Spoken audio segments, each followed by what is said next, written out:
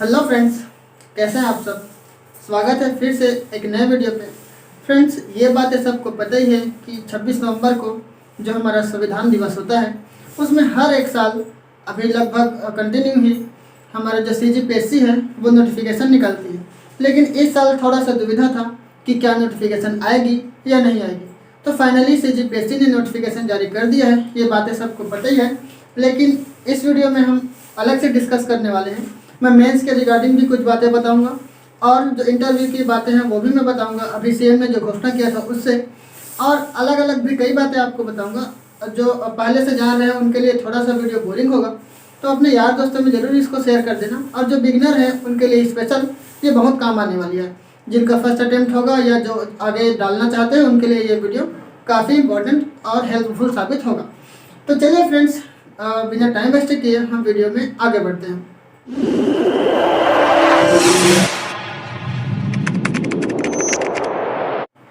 तो फ्रेंड्स, ये तो सबको पता ही है कि CGPSC ने जो है नोटिफिकेशन जारी कर दिया है 2023 का जो सिविल सर्विस एग्ज़ाम होगा। ओके, तो अब इसका जो प्री का जो एग्ज़ाम डेट है वो है 11 फरवरी को, और जो मेंस का जो एग्ज़ाम डेट है वो 13, 14, 15 और 16 तारीख को आपको देखने को मिलेगा जून में 2024 में। तो इस साल की बात ये खास बात ये है कि पिछला 2-3 साल से आपने देखा होगा कि इसका जो मेंस का एग्ज़ाम होता था वो मई में होता था। ओके, बाकी और हम और भी नई बातें इस साल का बताएंगे, आप वीडियो को अंत तक देखना। यहाँ पे हाँ, और जो फॉर्म का जो डेट है वो है 1 दिसंबर से 31 दिसंबर तक आप इसमें फॉर्म अप्लाई कर सकते हैं 2023 में। ठीक है, ये बात एकदम बेसिक है, नोटिफिकेशन की मैं आपको बात बता रहा हूँ। बाकी जो आपके नॉलेज वाली बात रहेगी वो उस पर हम डिस्कस करेंगे। अब पोस्ट की बात करें तो टोटल अभी जो नोटिफिकेशन आई है इसमें लगभग 242 पोस्ट हैं, और इसमें जो डिप्टी कलेक्टर के पोस्ट हैं वो मात्र 8 पोस्ट है, और जो नायब तहसीलदार का है वो है 17 पोस्ट। अब आप बोलेंगे मात्र इन्हीं दोनों पोस्ट की जिक्र अब क्यों कर रहे हैं, तो मैं पूरा लिस्ट लगा दे रहा हूँ, आप इसको देख लेना। ठीक है, हाँ, इसका जो एग्ज़ाम देते हैं मेनली लोग जो है कैंडिडेट्स अक्सर ये 2 ही पोस्ट पे 3 पोस्ट पे मेनली हम बोले, या तो उनका टारगेट रहता है डिप्टी कलेक्टर, या तो उनका टारगेट रहता है नायब तहसीलदार, और जो अच्छे खासे होते हैं हिस्ट पोस्ट उनका जो टारगेट रहता है वो रहता है DSP। ओके, तो इस बार जो नोटिफिकेशन आया है इसमें DSP का पोस्ट को जिक्र नहीं किया गया है। हालांकि आप नीचे नोट में बकायदा उन्होंने लिखा है कि पोस्ट है वो परिवर्तनशील है, उनका पोस्ट अन्य मतलब कई विभागों से जानकारी नहीं लिया गया ऐसे करके। लेकिन हर साल हम देखेंगे तो DSP के पोस्ट रहते हैं, पिछले बार भी था और शायद बढ़ा भी था। ठीक है, अब हम बात करते हैं किसमें, ये तो बातें हो गई। ठीक है, और ये सारे पोस्ट में आप देख भी सकते हैं, वैसे टेलीग्राम में मैंने इसको शेयर भी कर दिया है। अब आयु वर्ग की बात करें तो कौन सा वर्ग आयु है, उसको कौन से वर्ग के कैंडिडेट्स हैं उनको कितना आयु में छूट मिलता है। तो पहले हम बात करें ये जो DSP हो गया, इसके लिए जो कैंडिडेट हैं, इसका जो कैंडिडेट रहते हैं उनके लिए अनिवार्य रहता है कि उसका सेंटीमीटर में हाइट हम बोले तो 168 उसका सेंटीमीटर हाइट होना चाहिए। फिर इसमें आयु जो होती है वो होता है 31 से 28 वर्ष के हैं, तभी आप DSP के लिए डाल सकते हो। ठीक है, और किसमें ऐसे रिक्वायरमेंट रहता है जिसमें हाइट को मांगा जाता है, तो आप देखेंगे तो आबकारी पोस्ट होता है, आबकारी में जो मुख्य होता है जिला का, और सहायक होता है, दोनों के लिए आपको 163 चाहिए। किसके लिए, आबकारी विभाग में। और हम देखेंगे तो जिला जेल का जो अधीक्षक होता है, अधीक्षक जेल होता है, उसके लिए भी 168 मांगता है, और जो जिला में जो सेनानी होता है उसके लिए 168 सेंटीमीटर भी हाइट मांगता है। फिर अब हम बोले जेल में जो सहायक अधीक्षक होते हैं उनके लिए 168 सेंटीमीटर मांगता है।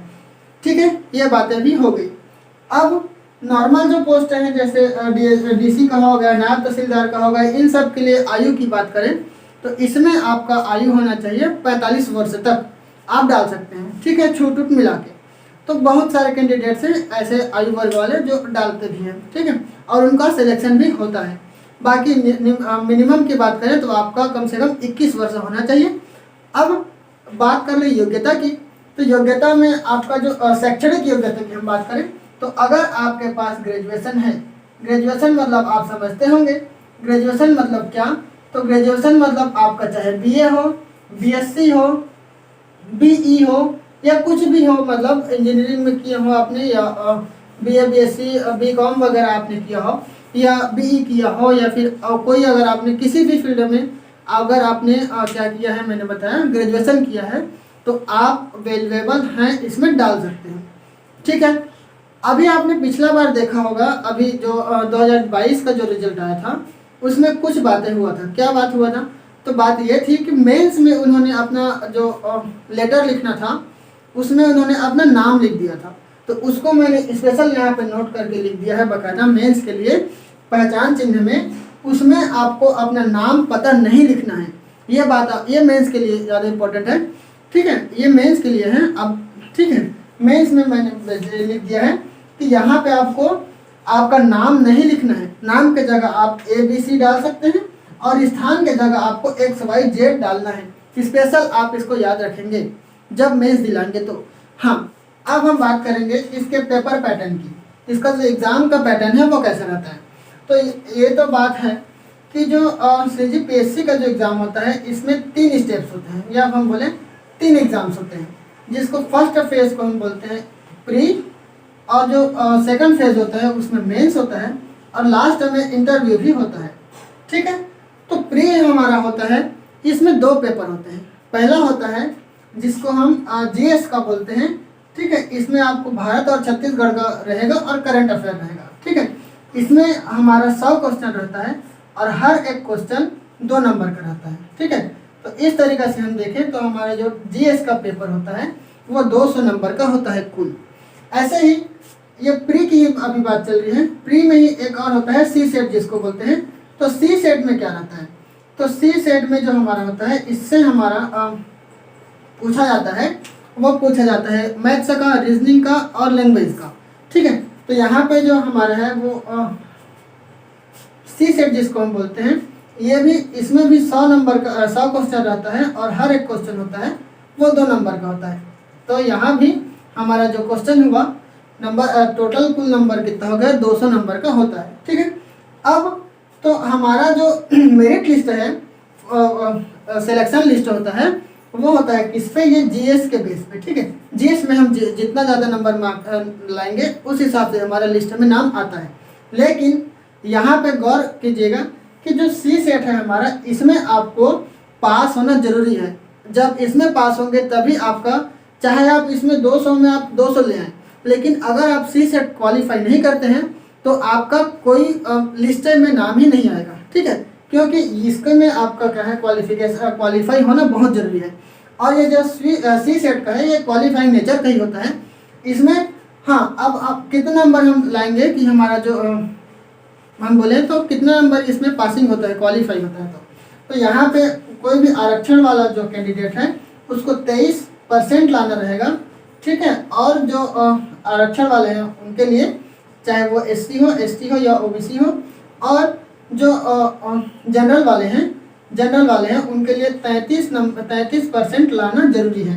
अब परसेंट में मैंने बोला है। ठीक है, जैसे यहाँ पे 200 नंबर का है तो हम 23% बोले तो यहाँ पे हमारा 46 नंबर अगर आता है तो सही है, पास हो जाएंगे। और अगर हम जनरल की बात करें तो अगर 66 नंबर हम पा जाते हैं तो हम इसमें पास क्वालिफाई हो जाते हैं। ठीक है, तो इस तरीके से प्री का प्रोग्राम रहता है। आई होप कि आपको समझ में आया होगा। अब हम बात करते हैं किसकी, तो अब हम बात करते हैं मेंस की। ठीक है, तो मेंस हमारा जो होता है ये, इसमें भी जो है, एक मिनट, अब हम बात करते हैं मेंस की। तो मेंस में टोटल हम देखेंगे तो 7 पेपर होते हैं। ये जो रहता है ये है डिस्क्रिप्टिव। ठीक है, डिस्क्रिप्टिव इन द सेंस इसमें आपको कागज पेन से लिखना होगा। ठीक है, आप एक क्वेश्चन पेपर मिलेगा, क्वेश्चन मिलेगा और पेन से आपको उसमें लिखना रहेगा। ठीक है, अब इसमें टोटल जो है वो 7 पेपर होते हैं, 200 नंबर के। ठीक है, 200 नंबर के 7 पेपर होते हैं, तो यहाँ पे हमारा हो जाता है 1400। ठीक है, 1400 नंबर हो जाता है।